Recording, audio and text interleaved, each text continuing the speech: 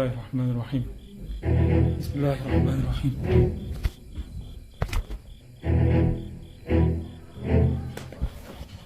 Bismillahirrahmanirrahim. Ош облусунун аймактарында эртең менен жер титиреди. Сейсмология институтунун маалыматына ылайык, бүгүн 20 мартта саат 6:03 Кыргыз Республикасынын аймагында очогунда күчү 3,5 балга жеткен жер титирөө катталды.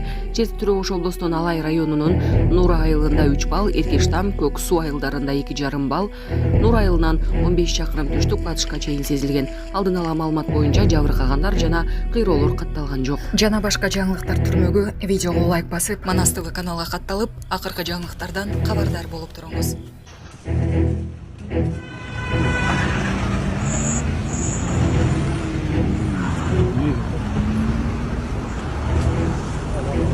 Ne oldu ketdi ya? Atış bolup ketdi ya. Кара-Балтада атышуу болду. Кара-Балтада милиция кызматкерлери куралдуу спецназдан качып кетүүгө үлгүрүштү. Алдын ала маалыматтарга караганда, алар тартип сакчыларын пара менен кармакмакчы болушкан. Бирок спецназды көргөндө акчаны ыргытып качып кетишкен.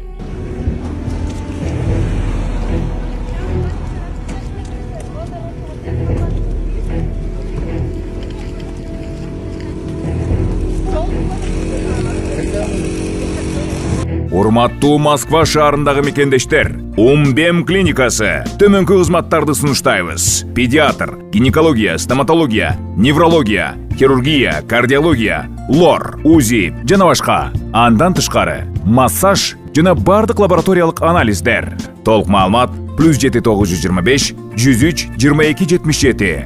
Биздин дарек Москва шаары, метро Нахимовский проспект, Сивашская 7, корпус 2. Сиздин ден соолугуңуз биздин камкордук.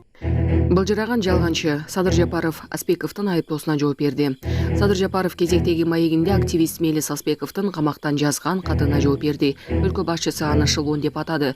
Ага жооп беришти ашыкча деп ойлойм. Былжырак жалганчылар үчүн жооп бергенге убактым да жок, деди Садыр Жапаров. Беле кетсек, Мелис Аспековдун камактан жазган катын Тилекмат Куренов жарыялаган. Анда 2020 жылдын 6 октябрында Садыр Жапаров бажы кызматынын төрагасынын мурдагы орун басары Райымбек Матраимовдун $3 миллион алганын айткан.